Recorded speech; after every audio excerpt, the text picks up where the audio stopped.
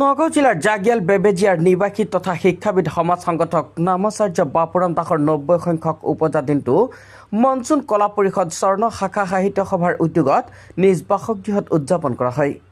শ্ৰীমন্ত শংকৰদেৱ সংঘৰ প্ৰাক্তন প্ৰধান সম্পাদক তথা শংকৰদেৱ বিশ্ববিদ্যালয় ট্ৰাষ্টৰ সভাপতি প্ৰফুল্ল চন্দ্ৰ বৰাৰ সভাপতিত্বত অনুষ্ঠিত হোৱা বাপুৰাম দাসৰ উপজা দিনৰ উলগৰ অনুষ্ঠানটিত সম্বৰ্ধনা গ্ৰহণ কৰি শিক্ষাবিদ বাপুৰাম দাসে কয় যে জীৱনৰ ঘাট প্ৰতিঘাত অতিক্ৰম কৰি বহু কণ্টকময় পথৰ মাজেদি আহি আজি 90টা বসন্ত গৰকা পিছত মনচুন কলা পৰিষদ স্বৰ্ণ শাখা পৰিষদ আৰু ৰাইজে যি মৰম চেনেহ যাচিলে সি সঁচাকৈ মোৰ বাবে চিৰস্মৰণীয় হৈ ৰ'ব। গাম্ভীৰ্যপূৰ্ণ সভাখনিত দক্ষিণপাট উচ্চতৰ মাধ্যমিক বিদ্যালয়ৰ অৱসৰপ্ৰাপ্ত অধ্যক্ষ তৰুণ দাস, কোজিদাস উচ্চতৰ মাধ্যমিক বিদ্যালয়ৰ অৱসৰপ্ৰাপ্ত অধ্যক্ষ দুৰ্লভ বৰুৱা, আশীৰ ঊৰ্ধৰ ব্যক্তি অৰুণ বৰুৱা, হৰকান্ত বৰা, এসময় ভ্ৰাম্যমানৰ শিল্পী পুষ্প বৰা, সমাজকৰ্মী বংশী দাস, ঘন দাস, অপূৰ্ব কাকতি, ভক্তি মজুমদাৰ, লোকনাথ বৰা, ৰেপ হাজৰিকা, শৈবৰ্গ প্ৰেছ ক্লাবৰ সাংগঠনিক সম্পাদক প্ৰাঞ্জল নাথ, দেৱাংগ ভূষণ দাস, কুশী বৰুৱা, নোমল দাস, কুশেশ্বৰ দাস, শান্তনু শইকীয়া, বকুল শইকীয়া, ভাৰত দাস, মঞ্চন কলা পৰিষদৰ সভাপতি ক্ষিতিজ দাস, সম্পাদক বিষ্ণুপ্ৰসাদ লস্কৰ, সূৰ্য ৰাজখোৱা, লক্ষ্যশিৰাকে ধৰি অঞ্চলটোৰ গণ্যমান্য ব্যক্তিসকলৰ লগতে বাপুৰাম দাসৰ পৰিয়ালবৰ্গ উপস্থিত থাকে। উল্লেখ্য যে শিক্ষাবিদ সমাজ সংগঠক নামাচাৰ্য বাপুৰাম দাসক সম্বৰ্ধনা পত্ৰ, চেলেং, গামোচাৰে সম্বৰ্ধনা জ্ঞাপন কৰা হয়। মনচুন কলা পৰিষদ শাখা সাহিত্য সভা দক্ষিণপাট অঞ্চলৰ একমাত্ৰ সাহিত্যানুষ্ঠান। এই সাহিত্যানুষ্ঠানটো 1961 চনতে আৰম্ভ হৈছিল। 61 চনৰ পাছৰ পৰা 2026 চনলৈকে এই শাখাটো বিভিন্ন কৰ্ম আঁচনিৰে সমাজত বৰ্তি আছে। আমি বিশেষকৈ আজি 5 বছৰমানৰ পৰা আমাৰ যিসকল পুৰুধা ব্যক্তি আমাৰ সমাজখনৰ কাৰণে মাৰ্গদৰ্শক আছিল, আমাৰ সমাজৰ কাৰণে অভিভাৱক স্বৰূপ আছিল, সেইসকলক আমি তেওঁলোকক সামাজিকভাৱে পৰিচিত কৰা বা সামাজিকভাৱে স্বীকৃতি দিয়া উপলক্ষত আমি তেখেতসকলৰ জন্মদিনটো পালন কৰি আহিছোঁ। বা আমাৰ ঠিক জাগিয়ালৰ নিবাসী শ্ৰদ্ধাৰ বাপুৰাম দাসদেৱ এগৰাকী আধ্যাত্মিক জ্ঞানেৰে প্ৰসিদ্ধ লোক। তেখেতে এখন ভাগৱতী ধৰ্মৰ এগৰাকী প্ৰচাৰক।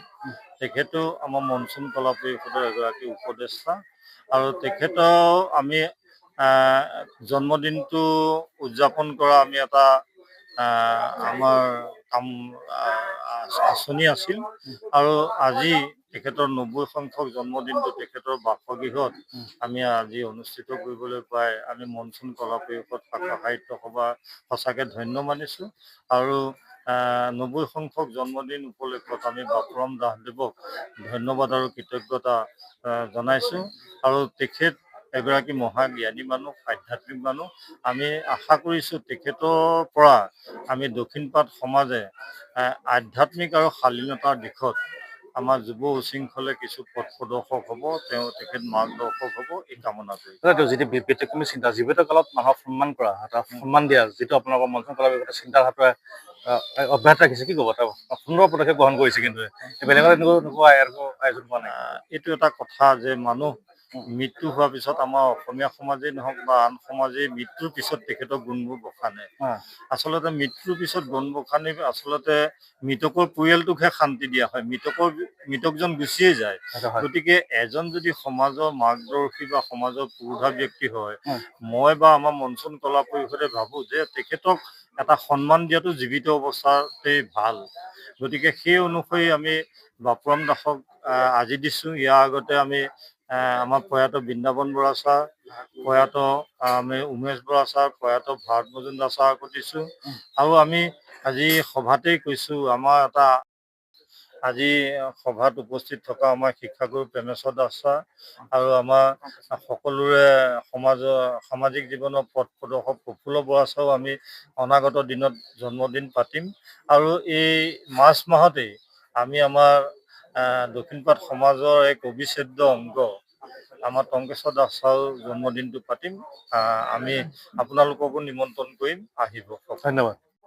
এটা মোৰ এটা সৌভাগ্য, আপোনালোকৰ নিচিনা ভব্য সাধু মানুহৰ সমাগম পাই মই নিশ্চয় সুখী হৈছোঁ, আনন্দিত হৈছোঁ।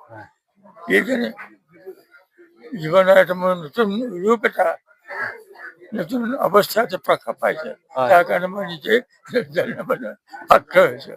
আপোনালোককতো কি বুলি মই ধন্যবাদ জনাম কি বুলি মই কলাকাৰৰ সহায় আগবঢ়াম মই ভাবি আছোঁ নাপায় তথাপি ঈশ্বৰ আপোনালোকক দীৰ্ঘায়ু কৰক এই যে এজন অনুষ্ঠানবিলাকত থাকি আমাক উৎসাহ দিয়ে প্ৰেৰণা দিয়ে তাৰ কৃপা কৰিলোঁ ধন্যবাদ। নগৰৰ পৰা প্ৰাঞ্জল নাথৰ ৰিপৰ্ট।